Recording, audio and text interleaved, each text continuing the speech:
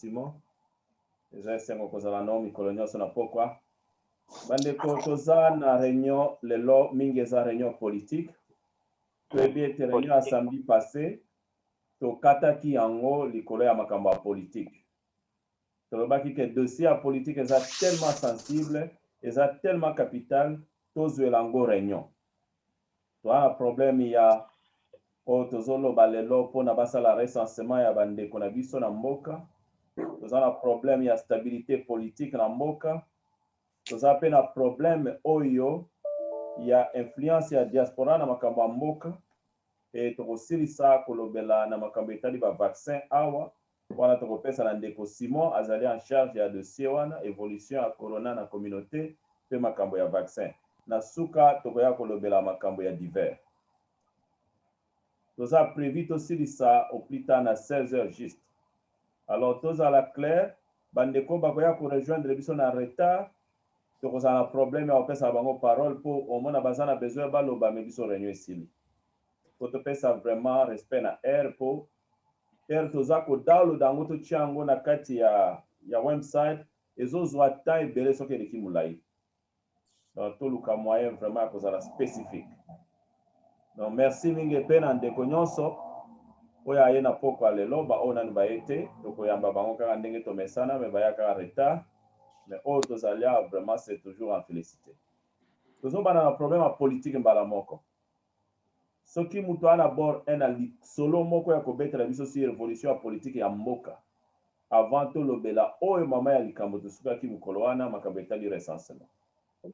Apesa biso nyonso parole ezali liberté d'expression.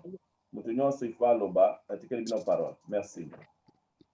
Merci président pona ko zongsela biso lisusu maloba pona ko talisa makanisi oyo concernant makambo ezoleka na mboka histoire onga na koki ko oyo na notaki eza concernant pluie oyo utaki koleka na Kinshasa na banzi ke biso nyonso tomonaki yango pont ebukanaki situation wana ezali situation oyo toujours toza ko continuer ko déplorer ba situation modèle ya ndenge wana eza vraiment kotia situation ya mboka na difficulté et puis système ya salité na mboka eloko moko changer eza te salité eza toujours partout na mboka kini bopeto jusqu'à présent naza ko se poser ba question kini bopeto eza côté nini eza esika nini parce que ba activité moko probable ezomona te. Et puis il y a oyo lisusu comme actualité pe na lingaki na s'adresser ezali sortie médiatique ya Sama Lukonde concernant il y a problème ya gouvernement ndenge zo umela ba posaki ba question ye pona ye eza question ya ko kende nango na lombango te kozwa temps kona koyeba ko négocier ko luka situation ya ba poste ministériel ya bato nyonso yo baza na kati ya lisanga ya union sacrée yango ndeza kozwa temps. Mais nazaki un peu na moi ba inquiétude makasi concernant ba déclaration na ye par rapport ya danger o toza nango lelo na mboka. Et puis naza ko se poser ba question pourquoi ka ke tozalaka na problème ceux qui ba nommer premier ministre abazalaka toujours na difficulté à kobimisa gouvernement dans 2 ou 3 jours. C'est ça aussi inquiétude.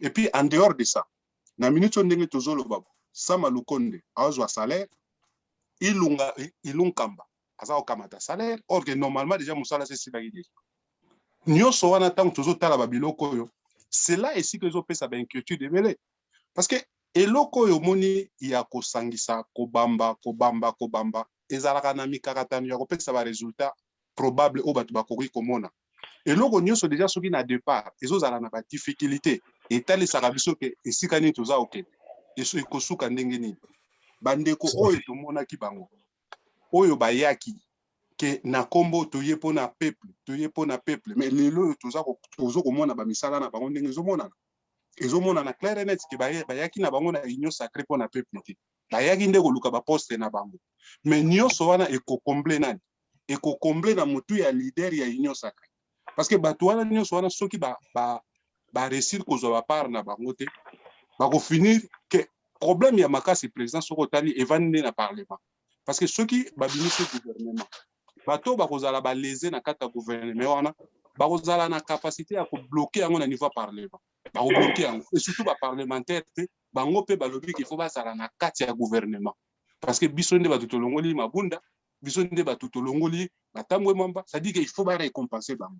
Mboka soki ekotambola na modèle ya ndenge wana, il faut ba récompenser bato. Mais peuple atikali kaka na position na ye wana za nango wana, na ebité soki vraiment changement au to s'attendaki, changement au to zalaki kozela, eza yango au to za komona. Na ebité. Na tikeli bande ko muso pe ba pesa malo.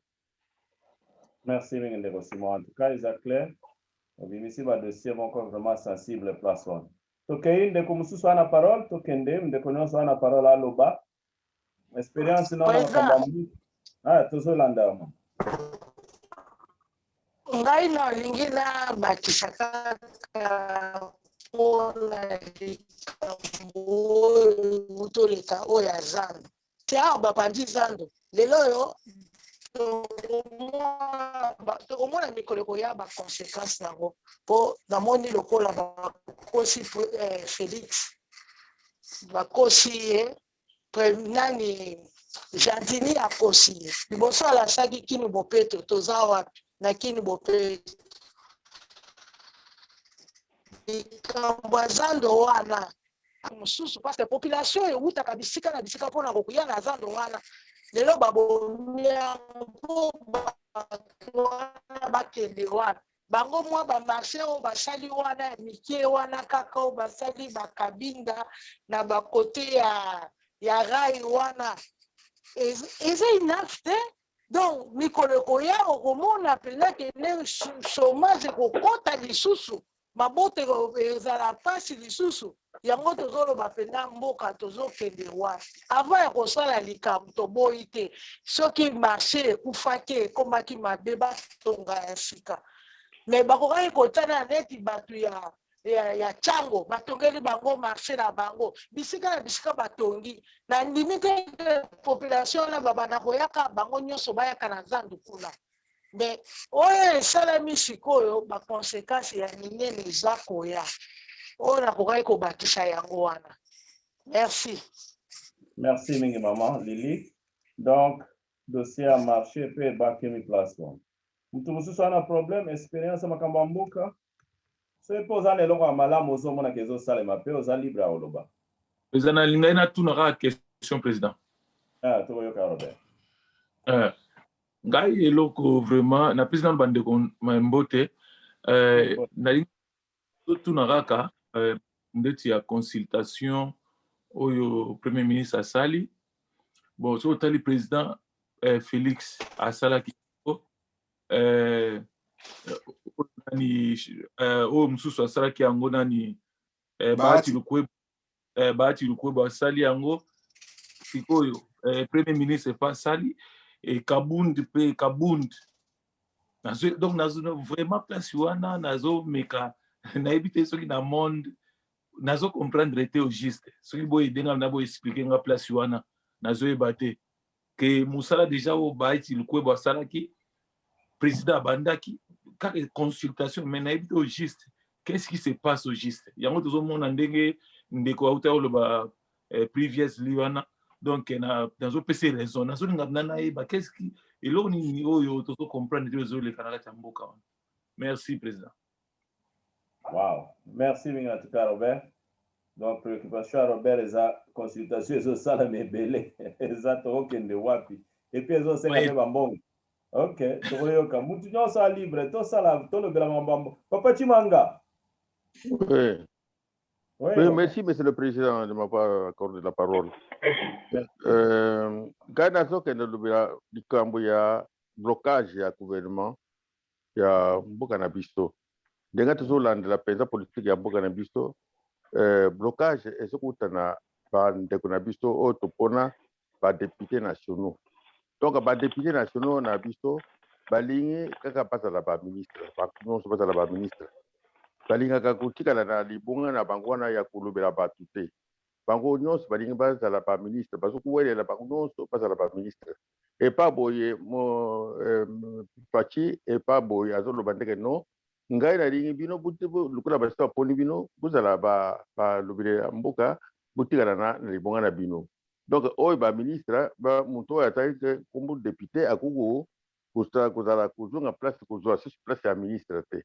Bon, si vous bango ba député bazo lingani, bazolinga bazala bazwa place wana kuna bazokuwelela mpenza kozwa mbongo azwa place par exemple ya ministre soki azwi place ya ministre donc atiki suppléant na ye suppléant na ye wana nani mama bana na ye ou bien leki na ye alors sikoyo wana bakomi kosangisa bambongo na bango na suka nsanza mama bana ye na mbongo na ye ya député kuna donc ye mpe aye na ya baministre kuna basangisi donc sikoyo makambo kolobela mboka esika wana ezali te yango wana nde kote wana faci alobi ndenge no ngai nalingi tozala boye bino bo nyonso bazali badepute nationaux batikala basala mosala ya député nationaux na bango de sorte que balobela mboka bon bazali mpe libongo wana eza quand même libongo monene donc boyo baministre bazala baministre bazala badepute te tala esika blocage monene eza uta nani nani bazowela bato nyonso bazowela kaka nini napesa exemple kaka na idps ye moko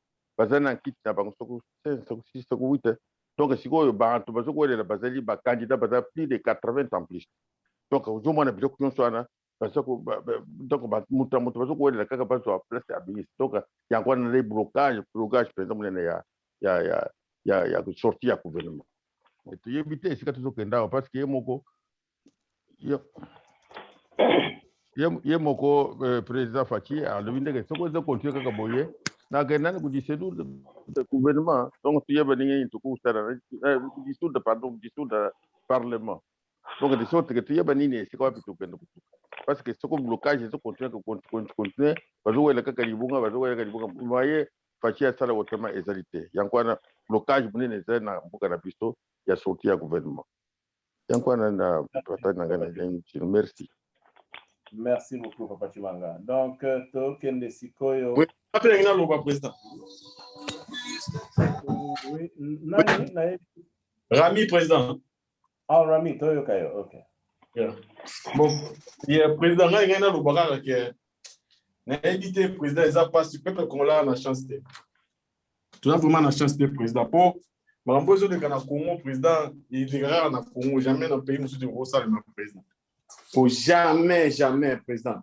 Jamais. Il y a un moment où l'élection fait en 2023. Pour ceux qui l'élection fait en 2023, Tshisekedi dans les cas sous-stés. Tout ça, pendant les babes qu'on a président de quoi Tshisekedi. Parce que Tshisekedi n'était pas préparé président. Au niveau de les Kawana, premier ministre de les Kazo, que le peuple congolais a la précédé. Est-ce que les Kamba précédé ça? Donc, devant qu'il y ait un conseil de ministre, ça les maraté, et l'autre ça les maraté, donc, il y a un binoka. Hein, président? Donc, on a la bâtiment, on va la plan, on va peuple, mais comme nous voyons, on a un donc, le président, ils ont pas pour un président. Pour politique, il y a Félix Tshisekedi, ils ont même plus que Naliboulou que Kabila président. Donc, on a tous les déployés d'attendre à Kabila et on a moment d'attendre à Tshisekedi président. Donc, on a un bagage à moi président. Wow, Kandar, Ngazo tutazamwa malembe président.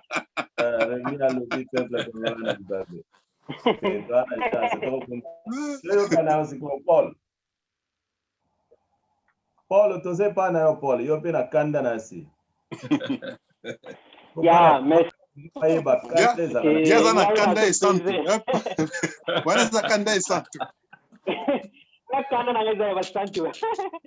Ya, président, sikoyo ngana moni kozala MP ka moi tokozala un jour tokozala ka MP na moi problème.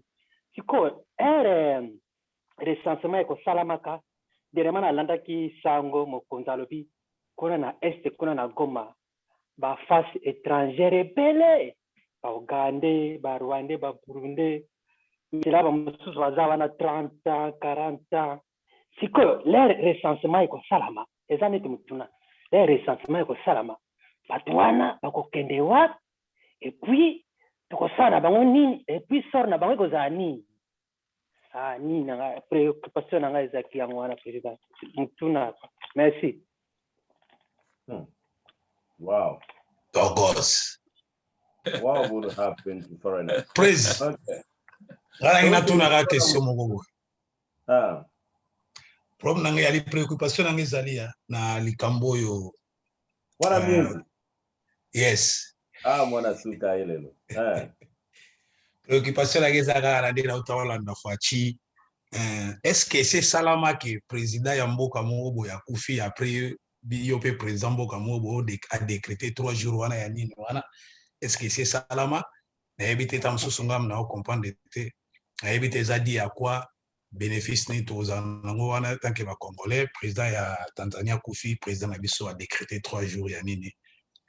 Da comprendre tes places wana juste za nini. Eza eloko mo ya sika facha sali moko ou bien et c'est Salama pour na mona pe on dirait par exemple ce que bakufa na bamboka msusu et les gars nango souhaiter na ba condoléances et tout mais qu'on décréter 3 jours na on comprend le sens là on fait mater et ça pour nani peut-être tant musée Laura Désiré Kabila kufaka bango pe basala bongo ou bien comment et ça ni na kana ibata msogoza na mwelo gomobo na sena mwana ona mona na ngango te je sais pas moi préoccupation na moi mkena ya mwana moma.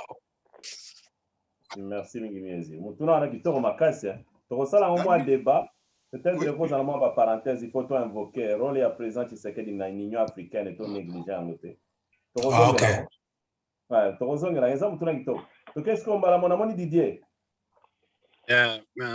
Merci pour la parole. Une fois de plus, bonjour à tout le monde. Bonjour. Yeah. Mais fait contribution de mais na cas de cas au solo là tout la situation parce que comment et ben nako kende mabe mais au fur et à mesure que tu vas avancer je sens que les boulons ils ont persisté na okende occupation le bosser dans nini biso en tant que diaspora qu'est-ce que nous pouvions apporter na oyo actuellement parlant oyo s'est passé na RDC. Dire que autrefois on a été mise à part. Quelque part dans Poloba, Dieu merci. Dieu merci, tu te mis kende la quitter. Parce que na souka nango peut-être et que à côté de zoke. Na ina loba. Le président de la République na discours na attend ça à la fois passé à loba qui que andimai ba humiliation, kofinga, ba mambo belé. Et for now, qui ça le met ban. Kazi na hanz, ceux qui me disent le bagage na langue belé avec ses explications. Mais en fin de compte, à qui na ba consultation, à ça ba consultation où tout le monde va bêter la Kimaboko. Mais la place tous actuellement. Est-ce que tout aux alentours na bazo mona ngote kezo kende mabe. À la où vont les choses, situation so kende de plus en plus mabe koleka parce que ba problème est aussi là na ngote. Aussi longtemps qu'à monter nini ba penga oni union sacrée atie gouvernement kuna mbule beti covid ye batu bazindi ba problème ozala zala na ngokaka na mutu na bango to na ba prévision na bango pourquoi pas ba oki ko vanda te ba trouver et le reste viendra peut-être parce qu'au fur et à mesure tozo kende tazo kende to beto pese tango aza déjà na Assemblée nationale toloba na union sacrée azui Sénat azui prémature, les gens ont clé. Maintenant, qu'est-ce qui lui empêche à quoi attaquer? Parce que biso ba au côté tozali, et là on est qui quoi apporter. Ne soyez pas qui ko kabiso. Juste c'est qu'à asunga situation parce que et comment compliqué. Bato bazolo ba itika 2 ans. Pour la ngetika na sous 2 ans. Pour te éviter qu'est-ce qui va arriver encore à temps sous lobby. Et risquer de créer sous son ambition boy à cause ça les loro moroti. On a une explication. Nazo réfléchir. Ndekoma otolo bawa sera lobby qui a dissoudre sera lobby par exemple qui va publier gouvernement bato nyonso ba ki kosa la majorité côté union sacrée ba kolinga ba nisaka Assemblée nationale ezalaka kitoko te ce qui peut lobby a dissoudre na minute au Assemblée nationale eza déjà pour nanga trop tard parce que et peut ça compliqué maintenant tozo biso dia ta so ka kate mena ebi ka koyoka ni to ki ko apporter pour na mera à fond on a mis sur la télévision comme contribution. Merci beaucoup Didier. Tunawana ezongeli biso diaspora na mutunyo so azwa mwa ya no place wana parce que ezali biso diaspora. Et là il toko sala poto sunga muka c'est le chef de l'état na niveau oyo makambiza ko. Donc kemba mona ndeko Douglas na mona ki olinga osenga parole. Yeah, merci président, salut à tout le monde. Premièrement, si salut. Il y a s'il y a à contribuer personnellement, on est à point de vue, nous sommes en démocratie, on aura toujours des points différents, mais par rapport à l'actualité à Congo actuellement, préoccupation à Bango par rapport à la consultation, le Premier ministre a consulté, celle-ci a consulté. Donnons l'exemple par exemple la Belgique. La Belgique a eu à faire presque 2 ans, 3 ou peut-être moins, sans gouvernement. On a évité que je pense que beaucoup d'entre nous bien. Donc c'est là, pendant ce temps-là, c'est que les gens qui étaient, par exemple, le ministre, ils étaient en train de faire des consultations pour harmoniser le point de vue Nabango par rapport à la politique que le gouvernement belge devait mener pour Nambo Kawana. Et c'est après presque la même chose avec le Congo, même si le Congo, on a beaucoup d'urgence. Le Congo est encore un État, est encore un pays en état embryonnaire. Ce n'est pas encore un État. Le Congo n'est pas encore un État. Disons-nous la vérité. Toujours c'est leurré. Bon, peut-être que a difficulté à comprendre si le Congo tozali. Le Congo n'est pas encore un État. Le Congo n'est pas du tout encore un État. Il y a encore beaucoup de choses à faire. Alors, du fait que tozali la réalité, Félix Aza devant la situation est vraiment très très délicat et que ça a toujours un peu difficile de s'en sortir, mais moi je pense, je ne veux pas être pessimiste comme beaucoup d'entre nous. Moi je veux demeurer positif par rapport à Netam sous la consultation dans toute vie politique et zalaka.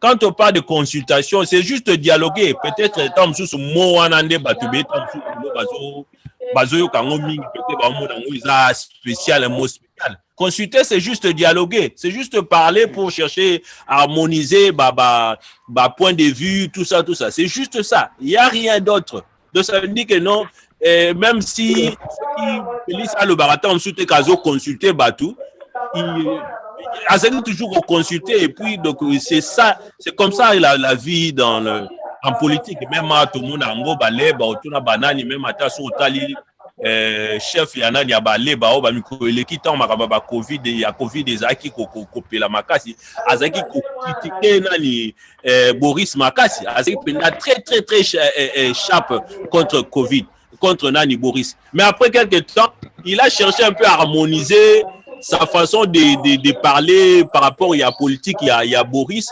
Et aujourd'hui, on senti que non, ils dialoguent quand même. Ils ont dialogué pour chercher à harmoniser certains points de vue de manière à ce que Mbore Keliboso. Et c'est la même chose avec le Congo. Il n'y a pas d'autre voie que de dialoguer. Mais je pense qu'on attend qu'on continue, qu'on demeure dans point en athée. Moi, je pense que député chantage pour que le gouvernement, parce que nous savons que dans l'élection Salamaki, il y avait trop de magouilles, tout ça, les élections n'étaient pas du tout bien faites. Alors il y a certains qui sont là-bas comme députés, non pour bien intérêt à la population. Alors le fait qu'ils ont compris que en étant députés, ils auront moins d'argent. Ceux qui va commis ministre, parce qu'un ministre à part que Baza va député et puis Congolais, il aura un cortège de gens, tout ça, certaines facilités. Pour le Baboumuna Bango, sa population, voilà pourquoi Baluka Félix pression. Mais moi, je pense qu'il ne cédera pas. Moi, je pense que personnellement, il ne cédera pas. Bien sûr, il y a certains députés dans Katio Bazapé, tout Moro Boye. Baza digne assez que non, va reconnaître bango, fort na bango, qui pour bouleverser la donne, mais on ne peut pas satisfaire tout le monde. Jamais on satisfera tout le monde. Je pense que cela, et ce qu'on a Félix, ça est bien. Quel que soit ceux qui ne passent, ils sont déjà 500. Comment Rocky qu'on satisfait les 500? C'est impossible. Ça ne se fera pas, c'est impossible. Donc, je pense que c'est comme ça, donc Félix ne cédera pas. Et puis, les Kamoussou, tout ça, par rapport, il y a Makamnet, il y a Zando. Makambo Zando, bon. Je ne veux pas être comme si Nazo Tamsou pour soutenir Félix parce que je ne suis pas d'accord avec beaucoup de choses qui sont en train d'être faites. Félix Aza un peu, il dirige le Congo net citant le Congo un pasteur, mais le Congo, ce n'est pas encore un temps dans le bas qui doit se dire quelque part, il faut être droit et puis donc ferme quand aux autres Makambo. C'est comme ça qu'on peut relever un pays comme le Congo. On ne peut pas diriger un Congo, le Rwanda est une sorte de pasteur. Ce n'est pas du tout vraiment bien. Jour après jour, donc guerre na Est, tout ça. Donc il faut que les choses puissent se faire différemment. Par rapport à Makambo, il y a Zando. Moi, je pense qu'il n'y avait pas d'autre choix. On ne fait pas les omelettes sans casser les œufs. Sautant les Zando dans la structure. Mais on les a... Bon, je ne veux pas dire des mots forts qui peuvent choquer certaines personnes par respect, mais c'est une sorte de toilette. Hein? C'est une toilette. Les gens étaient en train de tout ça, il y a une toilette.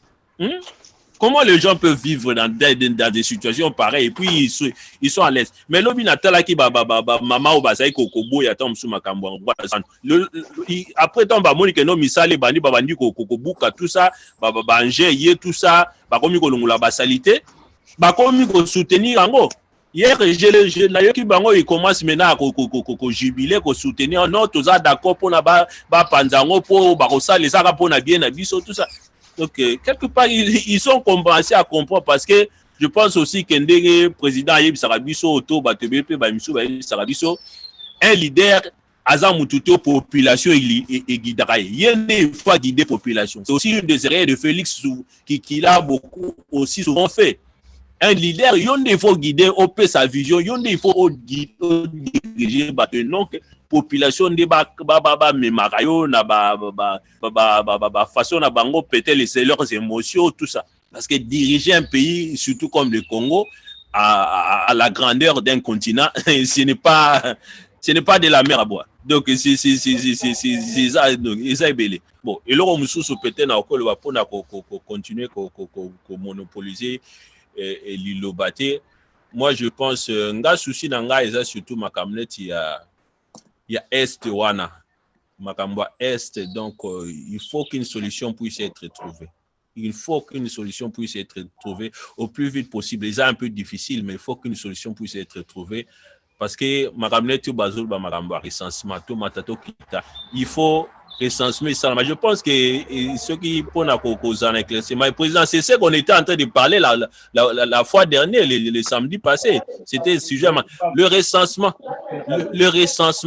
doit se faire, mais pour que le recensement se fasse, bon, bien sûr, on peut commencer dans les parties où il y a une sorte de paix. Même si paix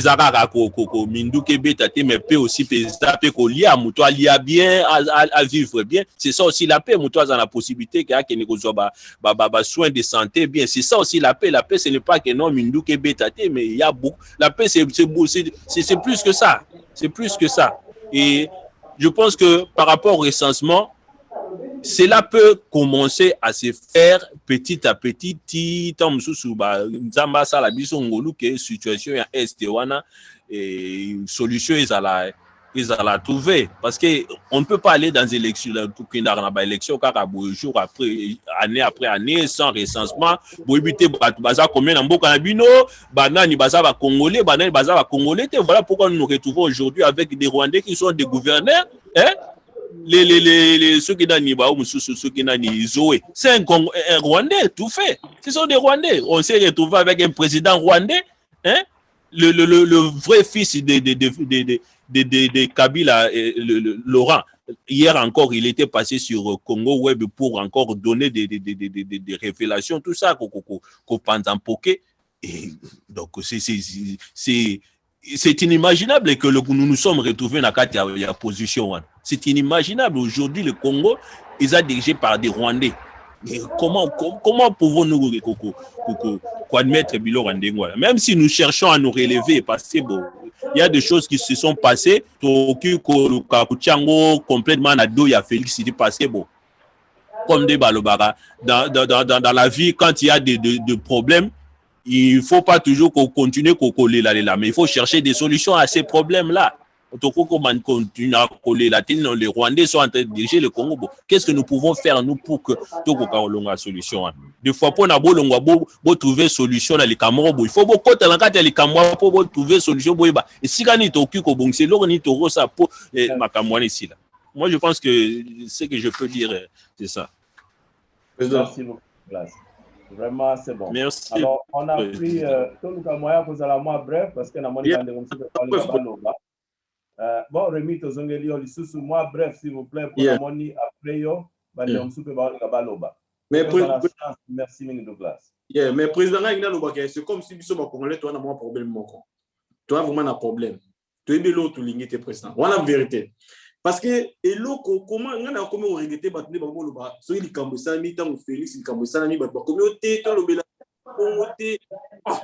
mais président, tu traites de moi, tu traites dans mon histoire, tu traites tous les sortes de mots.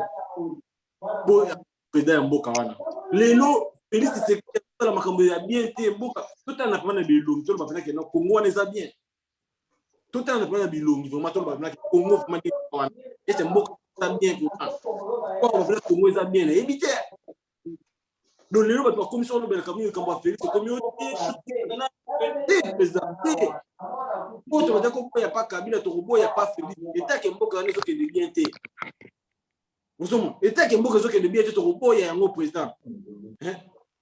Tu peux si comme moi, tu peux si confiance, comme le président, ça commence à n'importe quoi, président. Et tous en étendre. Non, président. Mboka, on les a bien été. Ils ont bien attendu. Il y a un président. Il y a un président. Pour ça,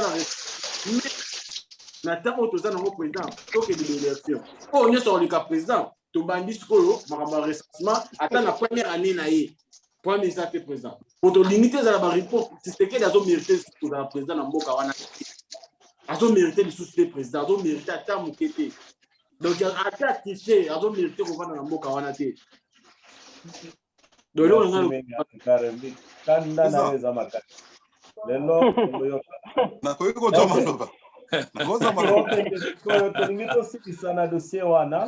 oui.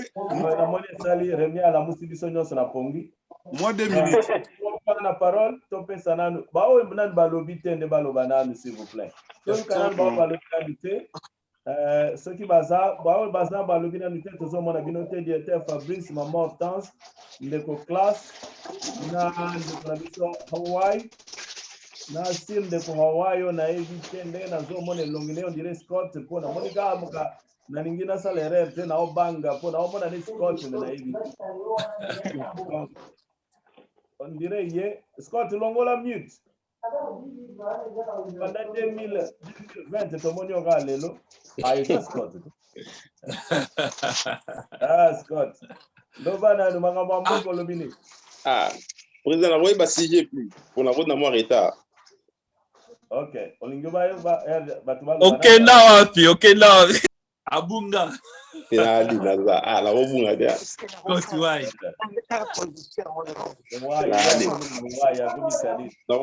Na bosa no changi na tante kombo te au duty kombo à téléphone. Et là ta kombo. Donc la Louisiana nous t'a offert ma conscience de préparer. OK, ça va comme.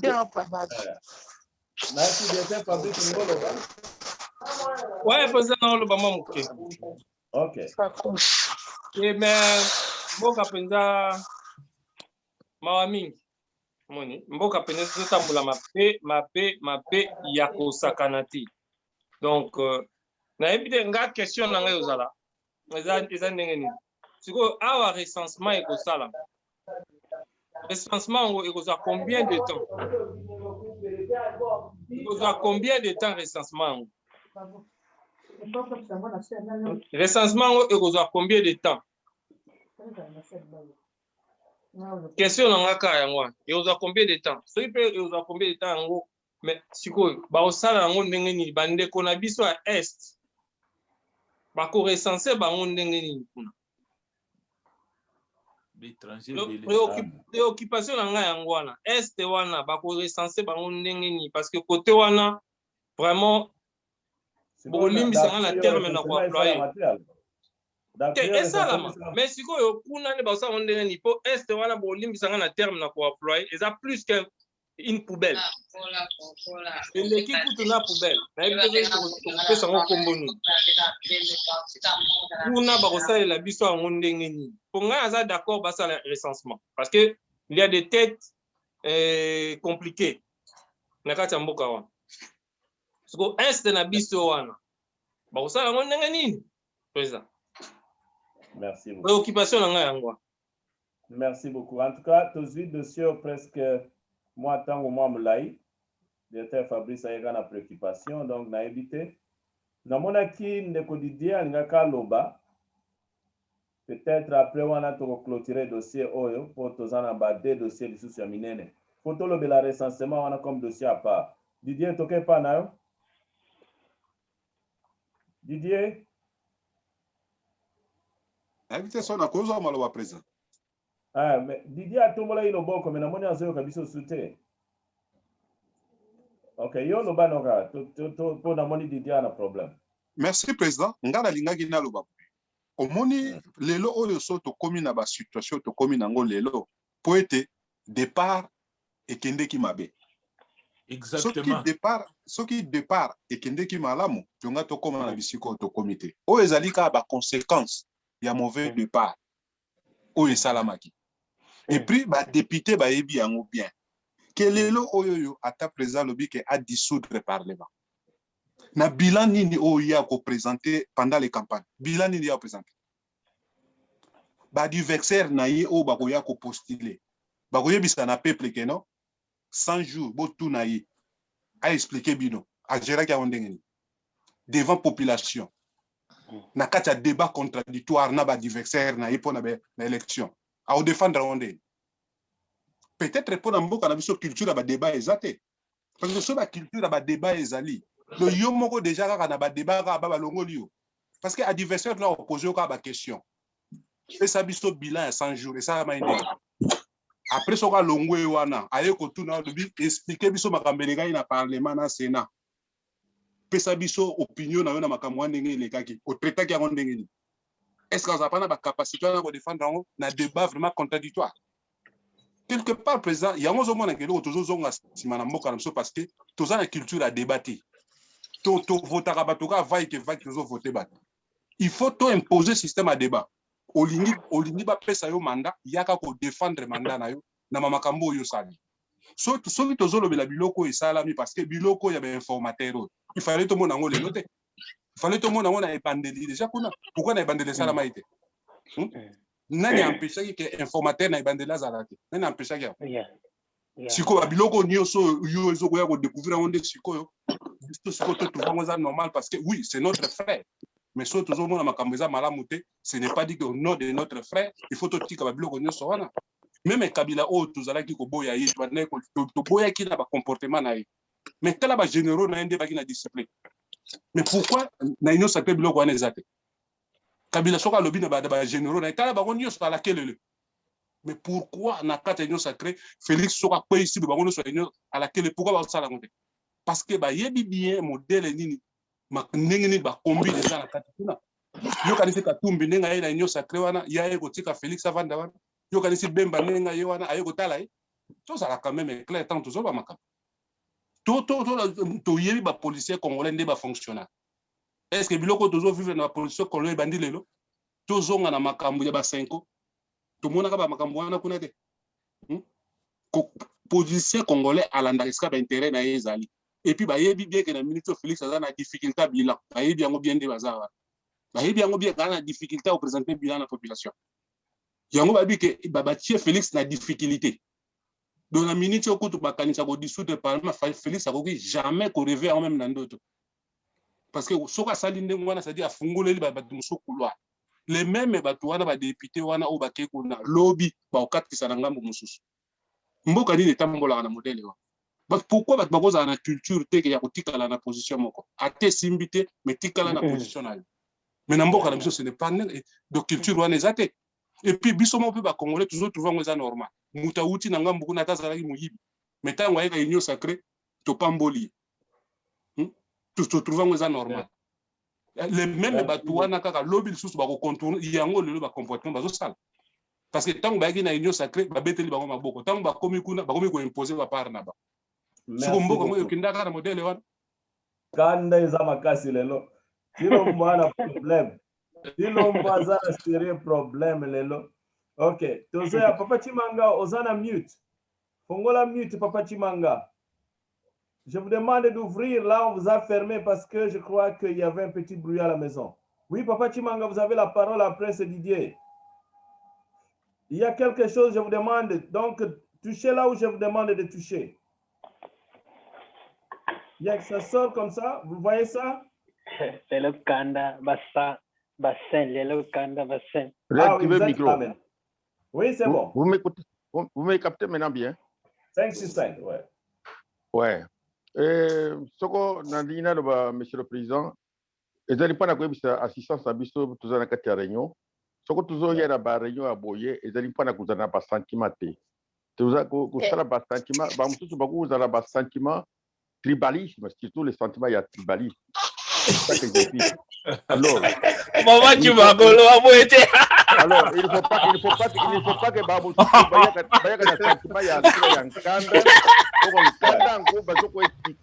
donc moi,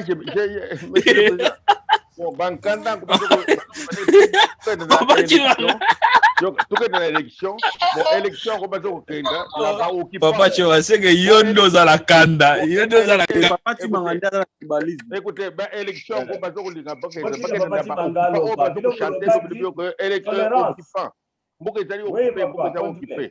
donc, des élections, toujours que n'a pas occupant. Donc, pas besoin de pouvoir. Pas besoin de pouvoir. Bon, quand monsieur le président, on a un recensement. Donc, à tali mon suspect. C'est un suspect dans le sens que suspect que Azobo est pas de chiffres. Pas de chiffres. Yeah, maybe. Vous avez raison, Papa Chima. Bon, ce qu'on a Rwandais, ce qu'on a Burundi, ce qu'on a colonie, donc il y a quoi à Zoboya, mais à Zoboya, à Zoa, à une élection, bango, pour avoir pouvoir. Parce que à contre. Papa Chimango, ozo déstressé ngaye, on le voit pas dans stress. Oui, puisque à na élection, bango, pour avoir pouvoir, parce que contre, oh, il y a un pouvoir. Alors, nous évitons ça. Nous Papa Chimangoli, tout ça, nationaliste, pour nous dire, les lettres de la barrière na biscuit na bajif. D'autres de la barrière na biscuit na bajif. Na meki ko estir ba ku yob sa bank de que ngai lu ko na très bon na nationaliste 100% parce que na wa na ba bokilo na kai yon peut-être pas Congo donc ça montre n'est-ce pas que moi je suis nationaliste 100%. Je n'aime pas les histoires de tribalisme là. Alors si vous venez dans la réunion, je vous prie, n'est-ce pas qu'il ne faut pas nous montrer que vous vous fâchez. Le président là, il faut tout ça, des choses comme ça, ce sont des choses qui il faut éviter ça. Il faut dans la réunion la sagesse, la sagesse c'est pour bas. Il y a besoin de tout le réunion parce que tant que toujours le temps que n'a pas donc il faut il y a besoin de réunion moulenne il y a Congo qui groupe les alliés organisent beaucoup moulenne les alliés bien que secrétaire à na ba sentiment que le que il faut dans quand beaucoup zo calculer quand zo pesa résultat peut-être que tout le canada donc merci monsieur évitez le tribalisme dans des réunions. Président Loba. Bon, Lindi Sana Mouké, il peut y avoir des divergences aux Congolais et que tout le monde s'exprime librement. Papa Chimanga, Yosa un grand conseiller, laissez les gens s'exprimer, tolérer, il y a divergence, il s'exprime avec la sagesse, monsieur le président, il s'exprime avec la sagesse. Et non avec le tribalisme, dans leur cœur. D'accord. Mais on demande à tout le monde d'être. Alors, nous allons compléter quelque chose. Didier a semblé qu'il s'appelle Bosso après toi et Panayo Scott. Ok, ça va. Didier aza soutien na moni. Asenga di parole avant papa Kimanga pona âge. Didier. Oui, azati. Ok, tokemba la moko epana yo na moni ekatani. Évidemment. Tokemba la moko. Didier azali? Te azoyokana te. Azokana te. Ok, tokemba la moko Pascal. Ouais, président, na koti mwa réunion retard, na ndo comprendre te sujet, exactement sujet ni ezalaki, mais nde bato baoloba na comprendre bango, eza mpona mambo ya Congo nde tolobela. Na bakisa kaka mwa likambo ya moke. Tozomoni problème to wana ngo na Congo, eya problème ya barwandais te.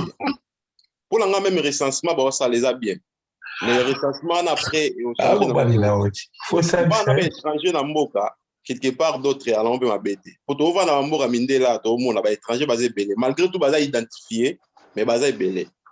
Pour na biso Congo, eza des problèmes ya mentalité, ya biso mo ba congolais. Eza problème na biso mo ba congolais.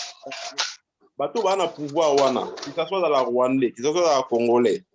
Bango mo bana souci ya mboka te. Ozala politicien mutu moko wa we la intérêt mboka. Et avant intérêt personnel même. Mais biso na Congo ekoma contraire. Bato qui ma pauvreté na politique, bablo wani ostu et démocratie. Après wana pe congolais faut changer nos mentalité na sentiment za trop. Mutu muso mona ta mususu po alingaka Kabila. Alingi de doit lo ba Kabila.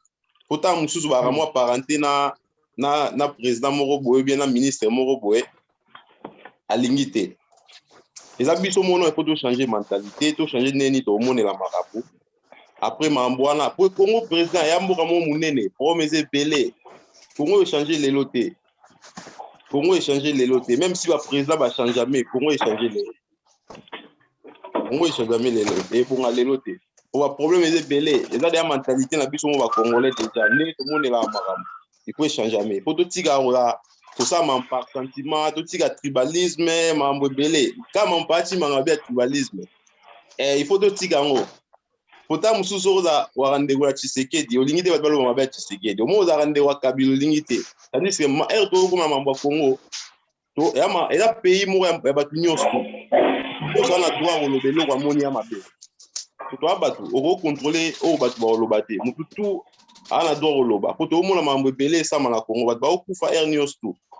Ndeti soki lobby na moni vidéo moko président Tshisekedi soki 3 jours soki ya likamuni na ngwana pona président ya Tanzanie ne akufi na comprendre le roi na te tandis que toi na bato ba okufa na Goma chaque jour même discours à muki asala ngote à chaque fois bato ba kufa le président Tanzanie akufi asali discours bablo wana nyonso et ça la bien te pour ça dans lobby bato musu ba se pelate c'est comme si Congo comme na ngwa famille moko boye tokoloba mabe te biso doa ba congolais quand même toala doa koloba ya tomona mamozo avancé te eloko na ngena loba yango wana to changer nos mentalité na biso omonela marabu après tokina pendant que mentalité ezalaka ndenge wana mboka wana ebonga te.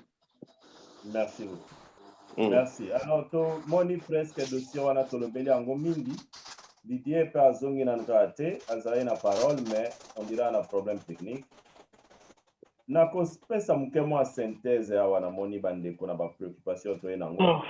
Problème à politique tolobela ki ba dossier etali Sam Lukongo c'est Lukombe le combo. Lukombe c'est aza premier ministre na bosa na komoni ya ni bale wana. Sama Lukonde. Lukonde yango. Merci minga tukande ko Simon. Premier ministre na biso azali komona na eteti le lobby misa gouvernement. Et que aille pour la télévision le biba congolais bas à la passe. En tout cas, ezali provocation. Wana ezali très grave. Depuis mois d'octobre, le président de la République a salaki ba consultation na ye. L'autre commune en mois de mars, nous avons un gouvernement et les gens croient qu'on peut que Congolais a toléré bêtises dans les institutions parallèles les autres là en Mboka, Mboka ezana mbongo te bazo futa des institutions même. Na ebiete ezali eloko moko la coutume biso ba congolais to mona tango toujours normal. Consultation ezana dépense mingi ndeko na ngai Douglas. Consultation ezana dépense délai. très bon ça la consultation, il faut beaucoup d'abatiquer, beaucoup inviter, il faut aller sabango, il faut beaucoup d'équipement, la salle de raconte, il faut beaucoup de dépenses à la kebele ba consultation. Bon on est quand même que si on va se battre ba craint pour na bateau ba comme ça dans l'école. Le président de la République a sala qui erreur munene ya la consultation parce que il est besoin de besoin de compétences pour toi il y a mabé. Alors les gens ont le droit de récupérer cela. Le peuple congolais a vraiment à la société qui est naïe. Ce n'est pas bon. Le pareil genre de comportement politique, les hommes ont une incompétence dans la carte. Et les victimes, c'est le peuple congolais. Donc, on a affaire à un régime qui ne sent même pas les valeurs et les positions en Boka. 5 mois. Dossier a marché, moi je crois que c'est un dossier important. Mais c'est comme la caractère de la bande de Balobi, l'importance de marché moi je soutiens l'idée à marché va reconstruire comme un moderne. Et je crois que c'est important, ceux qui vraiment vont faire un marché moderne, ils ont bien battu le combat de Msalawana. Ceux qui arrivent à faire vraiment marché moderne. Ça nous est le pas malade. Donc, il faut que je pas non makelele makasi na zo nyiti batunyo soko makelele wane zo déranger biso. Akangi nzamba pambola. Donc, eza ba dossier moko important, il faut to luka moya kolobe. Marché eza dossier moko capital. Pona ko bongisa yango eza mabete. Mais eza na temps limite parce que tu as vu que to il y a chômage dans Mboka et cause à l'accentuer makasi. Marché wane zalaka plus de 50 000 personnes ba vivakawana. Alors que kanga marché wane zali ko bloqué misala ya bat. Il y a plus de 50 000 personnes. Et là le gouvernement doit faire vraiment un effort et ko speed yango pour ne respecter les normes internationales. Et je crois que ceux qui gouvernement zalaki mayele ba ko kay ko sala négociation internationale ba ngaba zo mbongo ba futa batwana nyoso bazaki na marché wana. Même $500 na mutu po bazela que tu reçois 3-4 mois pour ton marché à Souka ya Sika bino bozwana no mois eloko. C'est ce qui a manqué. Ko sala makambo brutalement ndengwa les amalamte, c'est pas bon.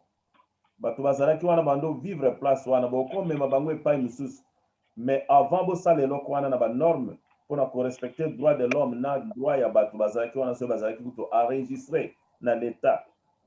Babande pe ko futa ba taxe na bango na commissaire de zone soki na dirigeant Wenz. Batouana bakokaki ko traiter bango ndengwana te. C'est vraiment grave ce qui s'est passé.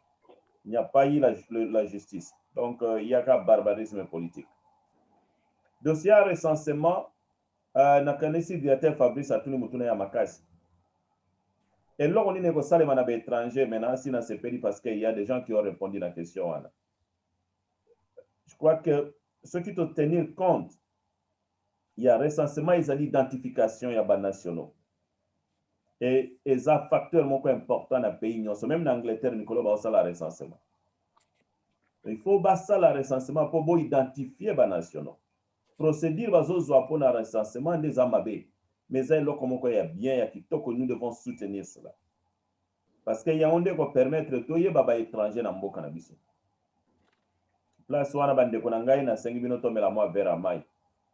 Baspesa biso ekozwa combien de temps il faut tout renforcer président Tshisekedi atika mandat na été sans la recensement même pour reconstruire Zandouana il faut sala yango mais après ça biso programme wana ekozwa combien de temps moquette ya Zandu ya sikeza ndenge nini compagnie ni nezo sala yango batu bazalaki wana assistance ni bapesi bango. Voilà les facteurs qu'il faut. Au lieu seulement ya condamner non, réaménagement est important. Kabila sala 5 ans au Kosa Congolais lobby azo sala soki alors moko ya réaménagement batu ba betele maboko. Donc rôle ya diaspora na kanisi didia tuna kimutuna wana. Je pense que diaspora ils ont un rôle important dans mboka. Mais il ne faut pas qu'on néglige que ce n'est pas la diaspora qui dirige. C'est le président Tshisekedi qui dirige. S'il avait besoin de diaspora, il devrait s'humilier pour consulter diaspora. Nous avons que diaspora et sali ba tempte belé à aider le président Tshisekedi. Ah, na Londres, na moment où on a connu Sabino na ebi bande qu'on a vu à Londres, belé bazana Congo, ba oluka ba aider le gouvernement. Mais le gouvernement a approché bangote. Le président Tshisekedi a accès à bangote. Donc, on ne doit pas voir les histoires dans Ndengwana parce que si le gouvernement n'a pas intérêt à soutenir, lui, à supporter la diaspora, beaucoup ça les leur monté. Le président Tshisekedi trouve mieux à travailler dans la Kabila, Bazalaki Kalao, Basali na majorité, à recruter Kabatu Bazali na Kabila, il y a Bangonda Asali na Bango majorité. Il n'a pas besoin de la diaspora. Et par contre, la diaspora est sur place. Mais la tête et affiche ya minene ya IDPS. Pour ne parler qu'il y a IDPS, pour le loba tuba quand c'est IDPS mutesani musala que Tshisekedi Kabila ken. Non. IDPS est monté même en diaspora ndenge tozolo babo e Congo support musala musala. To sali musala makasi. Organisme belé et travail qui makasi pour na Kabila ken. Mais le lo tozoyo kaka IDPS azo récupérer le col économique musala IDPS. Et même bato angwa IDPS est belé baza dessus. Na ebine de konangai to bando travailler ne awa na Londres. Baza membre minene ya IDPS. Baza na Congo bazo pesa bango ata misala ya pouste. Donc c'est vraiment triste na makambo ezole que parce que le président Tshisekedi andimi mandat moko to bengi yango mandat moko fabriqué. Azo ndima ko travailler na bato oyo bazali na ba liste ya ba crime international. Bazo senga bango na niveau international bakota na boloko. Et bato andenge wana bazo travailler na ye na régime. Bangonde azo tia ba ministre, bangonde baza ba député, bangonde baza ba gouverneur, bangonde baza ba sénateur, bangonde baza ba généraux, bangonde baza ba chef d'état-major, bangonde baza influence, bangonde baza ko gérer ba business ya mboka. À quoi perdre de crédibilité internationale Kalaté président Tshisekedi. Kalaté et c'est très grave. Donc on a pour répondre na mutuna wana et pour na ko sukisa pour résumer, il y a combien de temps il y a recensement wana Fabrice Atuna qui n'a pas eu son lobby. Moutaropé Sabiso dirait ça président Tshisekedi. Il faut peuple congolais bando tuna recensement ça combien de temps on lit à Kolexa R et à Koboya. Il faut qu'on accepte le recensement. Et c'est un facteur important. Et qu'on permette de identifier les Congolais dans les étrangers. Et avec ça, on peut avoir un Congo stable. Donc, enregistrer pe mwana nyonso ya mboka kozala identification na yeba koyeba Congolais nyonso afanda wapi. Et ça sera une bonne chose ya koyeba ba criminel.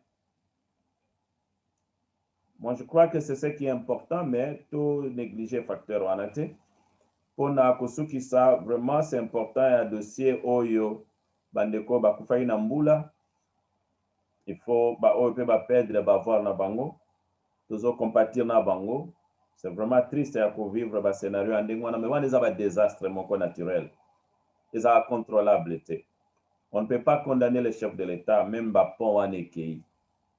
Pour les lois, Tanga ou Kito Atam, on a besoin de la présidente, et ça, la manango, parce qu'on a un désastre naturel. D'abord, ville, ils ont construit très mal.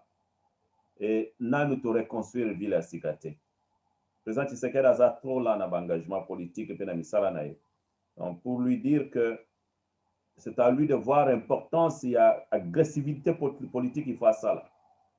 Il lui faut de l'agressivité politique. Donc, on a affaire à un pays vraiment qui n'évolue pas. On a 5 ans d'échec. Le président Tshisekedi a un échec.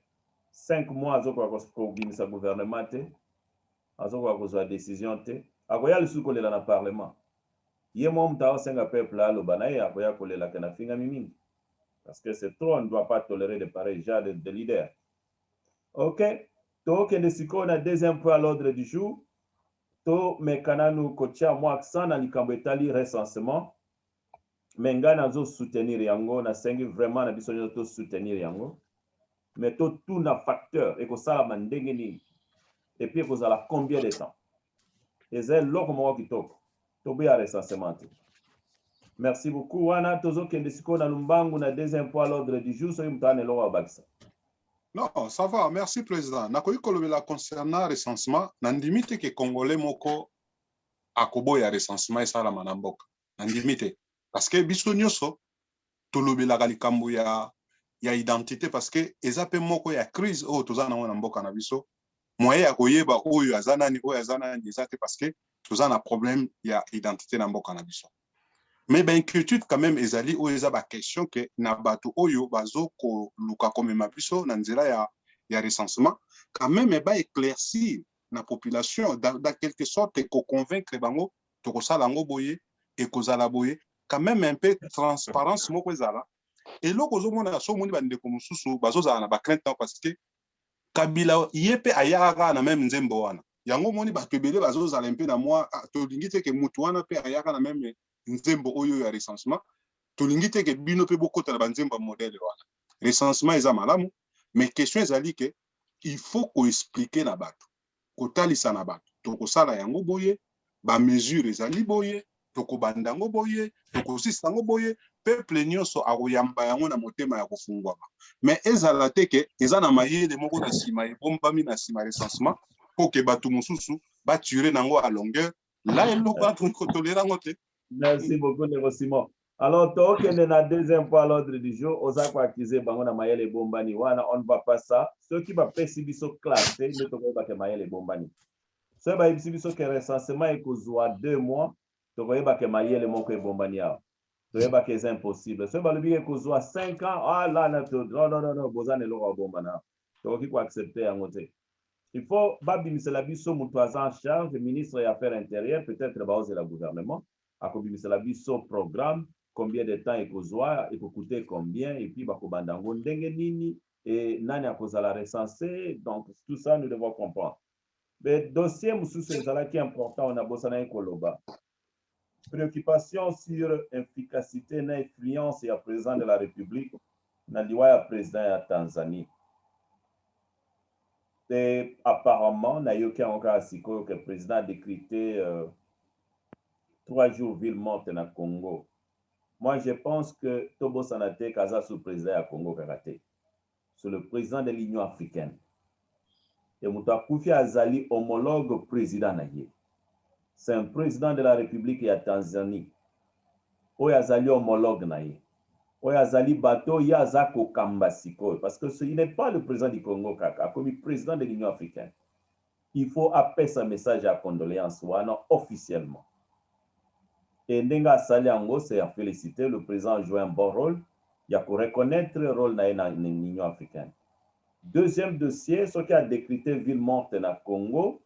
Je pense que 3 jours, c'est beaucoup. Il pouvait faire même 2 heures du temps ou 48 heures. Ou bien 2 heures du temps maximum. Côté remise à drapeau, il y a Tanzanie, l'ambassade, il y a Tanzanie. Et Kosenga, par exemple, le peuple congolais, Zouata 1 minute de silence. La mémoire du président Wana, à ta jour, qu'on a lundi, à partir de 10, il y a 12 heures, peut-être 10h20, 20 minutes, il y a mémoire du président Wana, ou 30 minutes.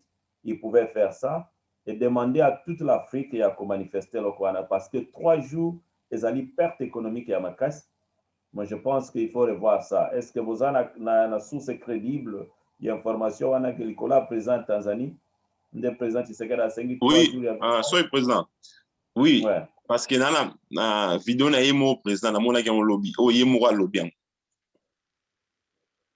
Le président de la République a 3 jours pour la président de Tanzanie. Oui, il y a un moral bien. Abiba, na bosa ni date, mais ça na mois mars, na bosa ni date na mois pesa, mais ça 3 jours. Il y a un moral bien. A le bien salama na Congo ou bien salama na Afrique mobile? Non, na lui pour na Congo. Est-ce qu'il y a le droit à décider Afrique mobile? Ah oui, pour Congo. Congo kaka. Afrique de Congo. Mais président, sorry. Président, il y a une question. Ce que l'on dit que Tshisekedi a sali en tant que président de l'Union africaine, il y a un problème. Il y a une question. Il y a un premier président de l'Union africaine. Il y a un président. Il y a un président qui a bon temps. Il y a un président qui a président de l'Union africaine. Ça l'a fait bon. Non. Donc, il y a un lobby. C'est un lobby que le président a décrété 3 jours. C'est beaucoup. C'est beaucoup, nazo vérifier information. C'est beaucoup, non, c'est beaucoup. Ce qu'on a dit dans la radio Kapi, au moins, il y a un message, il y a clair dans la radio Kapi. C'est beaucoup, oui. Président. Président, il y a un problème. Après, civil monte na Congo, bien à Sengi, na Congo. Congo, Azana pouvoir ya kopesa na Afrique mobile. Mana Congo mboka oya yo dirige. Oui, azana pouvoir wana. Apo singa na ba. Makamyo solo ba yalo ba Afrique mobile ba 3 jours pour la président Tanzanie na mboka nini ko. Ba kaka ndengwa il faut bouger la président pesa bino parole s'il vous plaît. Ça c'est le réunion. Merci beaucoup. Là, c'est Ok, président, la parole. Il faut demander la parole, il faut attendre la parole. Que le président vous donne la parole. Azab président de l'Union africaine, il peut demander à l'Union africaine que tout ça, par exemple, le sacrifice en Afrique, na mémoire ya président wana akoko senga na bango parce que akoki ko imposer bango te. Mais il peut demander à l'Union africaine de tenir la considération qu'on a perdu un Congolais pour yebi et l'homme sous en Afrique déjà ba koti passeport moko ya ba Union africaine. Ba obunda na ba bomisa pe circulation monétaire Union africaine. Congo sikoyo tozana retard mingi. Ba Congolais belé to yebi makambo wana te. Ezana ba africain belé ba komo tambola na passeport Union africaine. Na Afrique wana ezana bato ebele nga kutu na komi koluka ngo ozana passeport Union africaine kotambola Afrique mobimba sans visa et passeport wana bapesa ngo mema wana bapoto me biso na Congo na tozwi yango te. Donc Union africaine est comment travailler na coalition nete Union européenne siko président Tshisekedi muto a président ya coalition wana na moment oyo il peut demander à tous les présidents de la coalition que pays nyonso ya Afrique to le laye lokola mokonzi ya Afrique. Pour les loso qui je ne souhaite pas. Ce qui présente Tshisekedi a Koufi na koyebisa bino que l'Union africaine va décréter même jour mort ya Afrique mobile. Parce que ça le lo président ya Afrique. Donc l'Union africaine mobile va décréter ville morte pour na ye.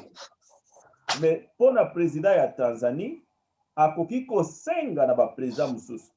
Donc ça, c'est à vérifier. Mais ce qui me dit 3 jours, je reste à vérifier dans le Congo. Dans l'information. Président Narolo, rapide, Oui, Douglas.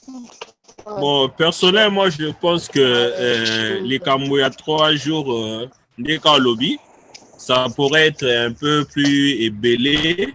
Mais en réalité, à Congo, quand on parle de deuil national, cela ne veut pas dire que non, Misal et Katani, non, non, pas du tout. Disons-nous les choses en face. À Congo, quand on parle d'une deuil nationale, ou d'une soi-disant de deuil, cela ne veut pas dire que non, Misal et Katani, administration, et tout ça, non, c'est pas du tout ça. C'est juste une sorte de la façon protocolaire, c'est juste une façon de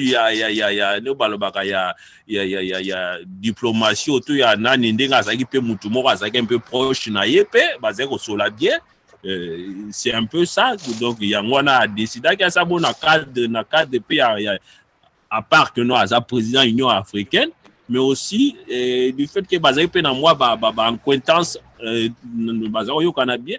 Mais je ne pense pas que nous,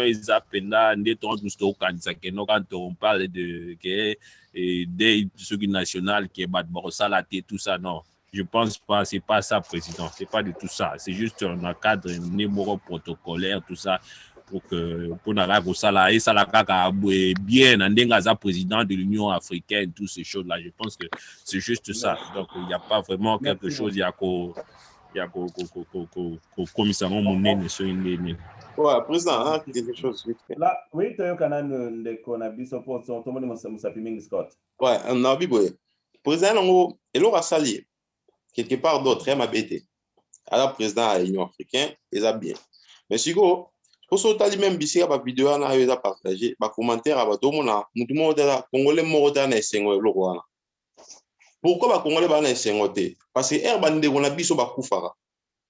Président a silence mo le roi congolais a la président babilo rwana so ezali ke to ana bitide nango déjà te ora ba kufa na Goma ba congolais ba ngeba kamola ba ngoti mais ba ba choqué pour c'est la première fois pour mon aboepé 3 jours même jour Maurice Salamate pour na ba congolais pour ça président ba congolais premièrement pour ça comme président Union européenne ala no président ba congolais africain pas exclusif plus na mboka na ye que Union européenne parce que yo na mboka na ye Oyo Union africaine blo mwande wana siko yo na mboka na yo moko oyo oza président avant comme président Union africaine au ça même pas une heure du temps et silence pendant ba oboma na Goma mais au ça lango pour na président ya Tanzanie président wana ma est normal de et l'autre bat ba aussi liga sous pour tout le monde dernièrement ceux qui ambassadeur à Italie akufara so ba bomara e so na ba est wana ayenda revisiter famille na wana mais bakongolo bakufa wana il paraît tindaka bato bake visiter pourquoi pas ye moko akendaka toyebi kaka président mais différence ni eza entre ambassadeur wana na bandeko no bakongolo pour ambassadeur peut-être asali yango mpona image ya libanda bamona mais ça la même chose mpe mpo bandeko na yo c'est comme si ana mwa considération moko te reyaka pa bandeko na ye moko congolais po asalaka eloko te to ana besoin te guerre wana po toyebi ke guerre wana eza likolo na ye akorana aussi sa guerre à est mais au moins asala quelque chose bamona ke azoparticipe mawa na baninga na bandeko na biso baza kuna mais président esalamaka te sikoyo mpona kaka président Tanzanie omoni problème yango wana. Merci beaucoup. Nazo comprendre l'émotion. Ok. Donc, la parole. Just say, Vivian, thanks for coming. We are happy to have you. I'm sorry I should have responded to your message and it took me time to do that. Don't we worry. are happy to have you. We're going to have the second agenda in our today meeting. It's going to be very good to have your view. We're going to talk about the vaccine and the issue of the coronavirus in our community. So that we're going to start in a few minutes. We're finishing what we're talking now, the more general issue of our country. And we are having a different view. So we're going to have this in the next 5 minutes. So please be with us. I just want to have a few more views. Didier, si ko to kepa na poto clôturer dossier wana.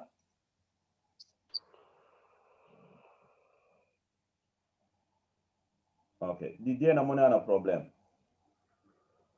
Okay. We lost him. Okay. Mama say ko nga oloba? Biti. No. Okay. Didier na moni mo problem lelo hein. Aolinga aloba mondire reception ezate. Place aza.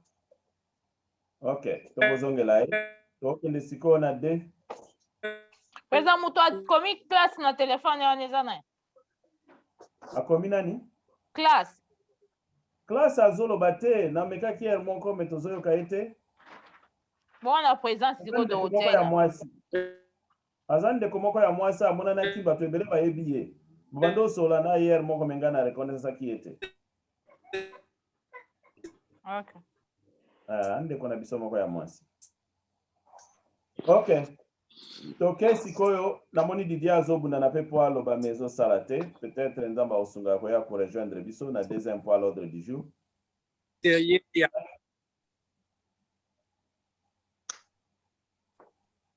Nalingi to clôturer dossier wana pour na kanisi mutu alobi.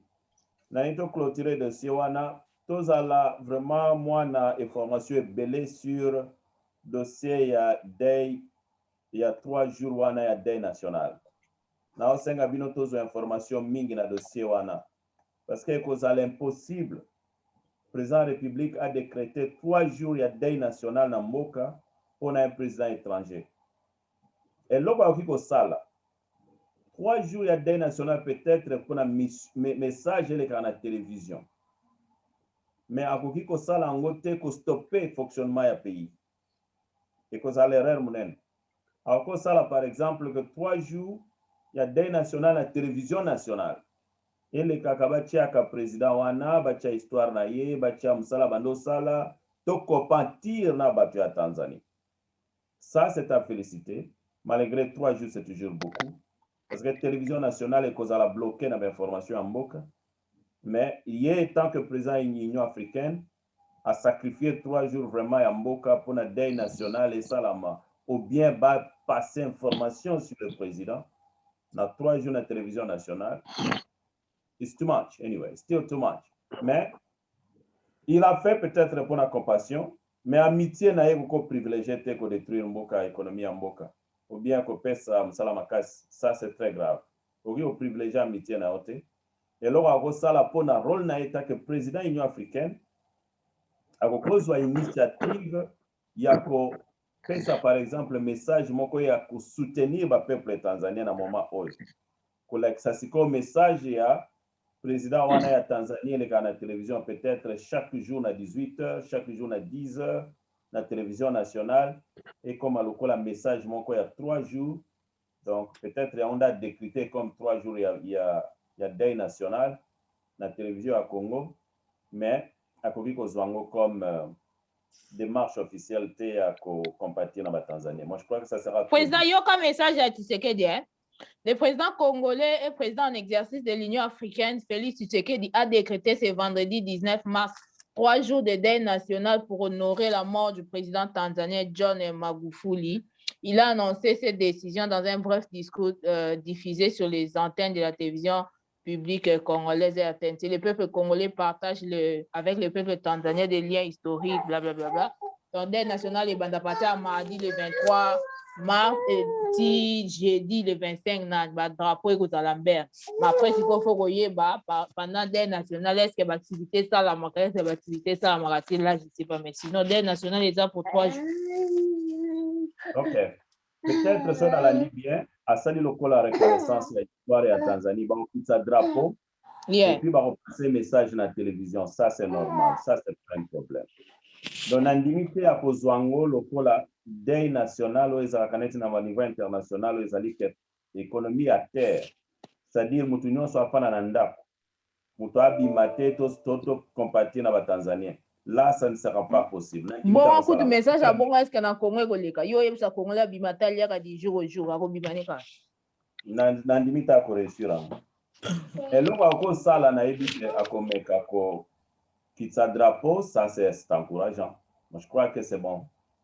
C'est bon que ça drapeau et que ba compatir na ba Tanzanie na télévision nationale 3 jours et ça la peine à Ernion sauter et ça la peine 3 jours, c'est too much. Mais on va voir ce qu'il a fait. 3 jours, déjà c'est comme ça. On a le droit de voir que le président est allé un peu trop vite. Déjà, on va déclarer le 23 et ici, le 25. À trop vite et puis à une décision mon corps unilatérale. On peut revoir ça d'une façon ou d'une autre. On peut toujours quelque part comme ça.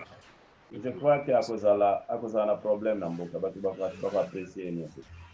Parce qu'il y a beaucoup de Congolais qui sont morts à Salim Ata Monimate, à décréter à ta journée mon nationalité à mémoire Nabango. Et ça, il est en train de perdre beaucoup de temps. À ça, Salim journée mon ko ya commémorer Papa Kasavubu. Mais si ko batu bakufi na est, à ta sala à ta journée mon ko ta 5 na parlement va décréter un avant national. Aya ko décréter 3 jours. Non, mais je crois qu'il est allé trop vite. Espérons que Ekozala au moins quand on drapeau et Kitaka. Le président va revoir même la même chose dans le vaccin. Ils ont revu ça. Ils devraient pas bande de vaccination, mais ils ont stoppé ça, ils ont changé. Donc, c'est toujours revisitable. Donc, la si on va revoir encore la motif fini pour habiter dans le lobby. Il y a vaccin ça parce que les pays européens. Vous avez sont montés tout loba, même sur le web, autour de Comora le bien. Donc, c'est toujours. Il y a vaccin on va revoir président. C'est quoi Europe il y a un moment que zong les vaccins. On après to zong les subilanda la pinamboka moment. Bon, donc de si on a problème avec vaccin, tout le bela makambo Europe na batunyos. Na kanisi dossier wana to ici vraiment merci na disponibilité na biso. Les gens ont besoin de rejoindre biso na moment où il y a deuxième dossier à l'ordre du jour. Il y a qu'avant, les gens ont un moment où il clôturer dossier important et politique. Donc, il y a un deuxième dossier. Merci Nabato.